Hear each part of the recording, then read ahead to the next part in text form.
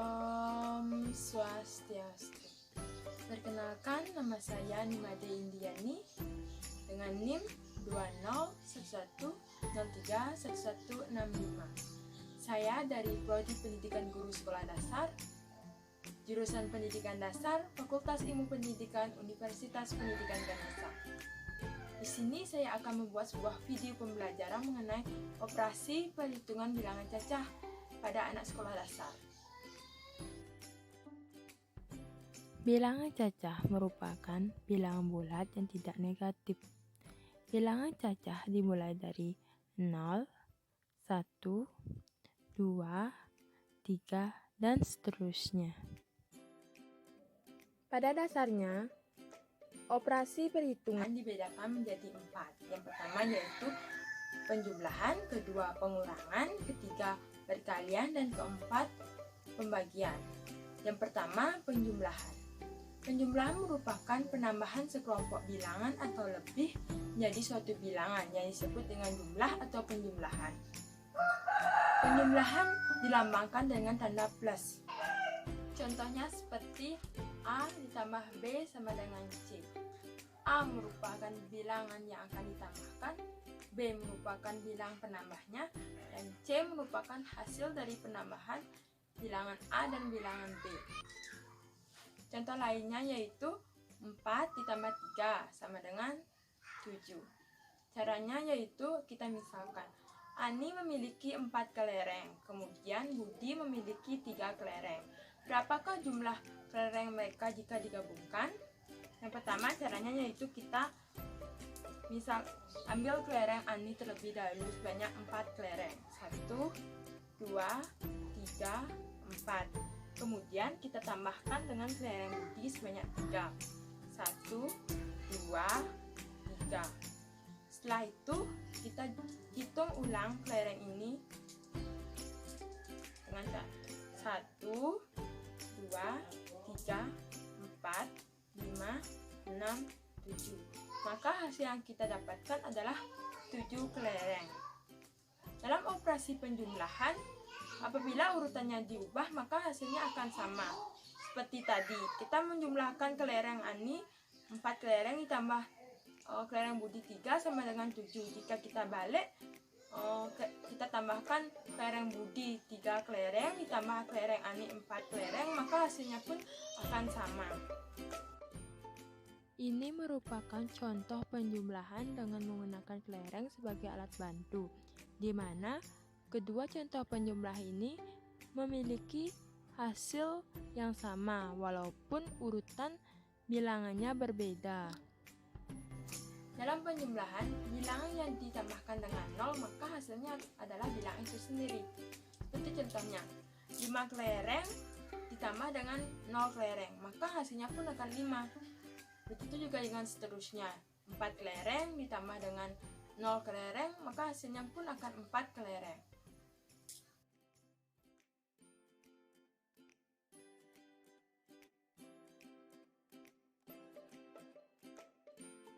Dalam pengelompokan atau asosiatif penjumlahan, suatu penjumlahan dapat diberi dengan nama lain. Seperti tadi kita menjumlahkan 4 kelereng ditambah dengan 3 kelereng, hasilnya akan 7. Kita bisa ganti penjumlahan tersebut namun hasilnya akan sama, seperti 4 kelereng ditambah dengan 1 kelereng ditambah dengan 2 kelereng, maka hasilnya pun akan sama, 7 kelereng.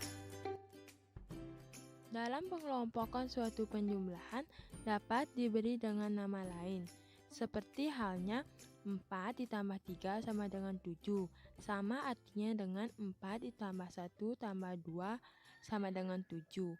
Walaupun 1 ditambah 2 dikerjakan terlebih dahulu baru ditambah 4, sama artinya dengan 4 ditambah 1 dikerjakan terlebih dahulu baru ditambah 2. Yang kedua yaitu pengurangan. Pengurangan merupakan pengeluaran satu atau lebih anggota dari kelompoknya. Pengurangan merupakan kebalikan dari penjumlahan. Pengurangan dilambangkan dengan tanda minus, seperti A dikurangi B sama dengan C.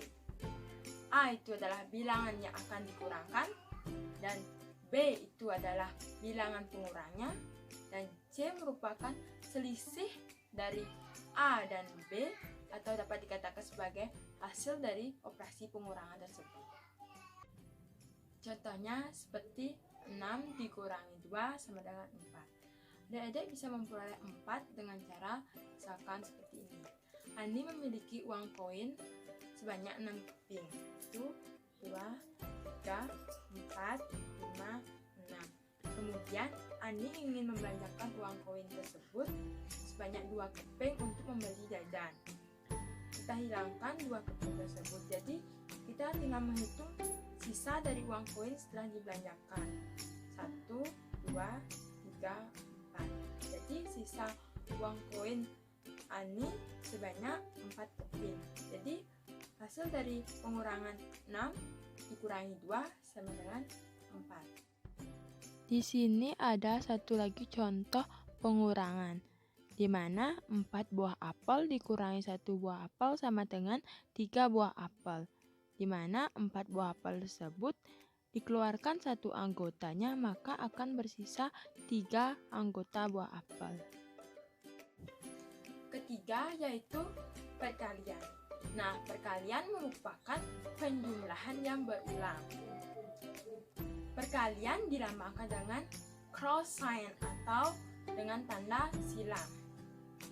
Perlu adik-adik ketahui konsep dari perkalian A dikali B dengan B dikali A itu berbeda. Namun kalau dicari hasilnya memang sama, tapi konsepnya itu berbeda. Kalau A kali B, maka B dikalikan sebanyak A. Kalau B dikali A, maka A-nya dikali sebanyak B. A kali B sama dengan C. A disebut dengan pengali, B disebut dengan yang dikalikan, dan C merupakan hasil dari perkalian tersebut. Nah, di sini saya akan memberikan contoh yaitu 4 dikali 2 sama dengan 8. Bagaimana kita peroleh 8? Kembali ingat pada konsep perkalian. A kali B sama dengan B dikalikan sebanyak A. Jadi kita di sini menggunakan contoh yaitu permen. Jadi 4 dikali 2 berarti kita membuat kelompok 2 permen sebanyak 4 kelompok.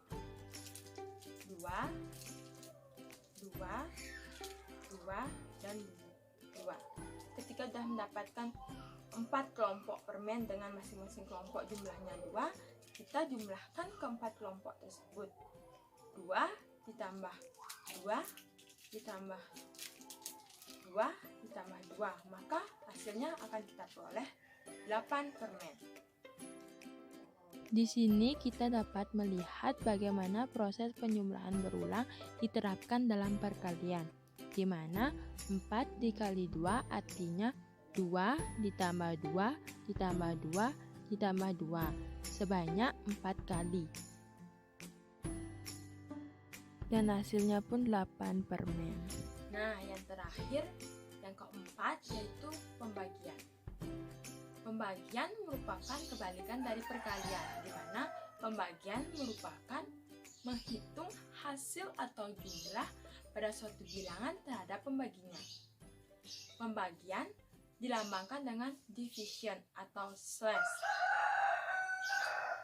Dalam proses pembagian, bilangan yang dibagi dengan pembaginya sama dan selisihnya sama dengan 0. Dengan hasil pengurangan sama dengan 0, maka hasil atau proses dari pembagian dapat dikatakan selesai. A dibagi B sama dengan C. A merupakan bilangan yang dibagi, B merupakan pembaginya, dan C merupakan hasil dari proses pembagian. Contohnya yaitu 10 dibagi 2 sama dengan 5. Di sini kita bisa menggunakan benda yaitu buku sebagai alat untuk menghitung pembagian ini. Misalkan ibu membelikan Ani sebanyak 10 buku, namun ibu menyuruh Ani untuk membagi buku tersebut bersama adiknya, sehingga Ani membagi 10 buku tersebut dibagi 2 untuk adiknya dan untuk Ani sendiri. Ani menggunakan menggunakan konsep pengurangan dalam pembagian ini. 10 dibagi 2 sama dengan berapa? Jadi Ani membagi 10 buku tersebut dengan cara pengurangan 2, 2, 2, 2, sehingga dari pengurangan 22 ini tidak ada sisa, tapi sisanya itu 0. Dari 10 dikurangi 22 ini terbentuk 5 kelompok buku. Jadi dapat dikatakan bahwa kalau 10 dibagi dengan 2, maka Ani dan adiknya mendapat bagian 5 buku masing-masing.